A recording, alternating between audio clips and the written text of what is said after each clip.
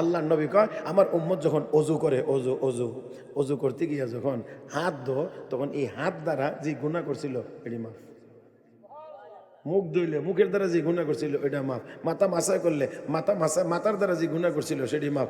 পাও দিয়া যখন পাও দফানি দিয়া তখন আল্লাহর নবী কয় ওই পায়ের গুনাহ আল্লাহ মাফ করে দেন। সর্বশেষ আল্লাহ রসুল বলেন হাত্তা খারাজা নাকিয়াম মিনাজ যুনুব, এক ওযুর দ্বারা আমার উম্মত সম্পূর্ণ গুনাহ থেকে পরিষ্কার হয়ে উঠে আসে।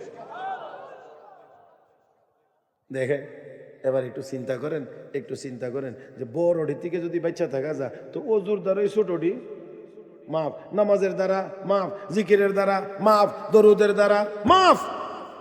শুধু বাসা বড়ডির থেকে যদি বাচ্চা থাকুন যায় বড়গুলো এগুলো যদি না করি ছোটডি এমনি মাফ হয়ে যাবে অটো। আল্লাহ ওজুর ভিতরে মাফ হয়ে গেছে গা, নমাজের ভিতরে মাফ হয়ে গেছে গা, রোজার ভিতর দিয়ে মাফ হয়ে গেছে গা।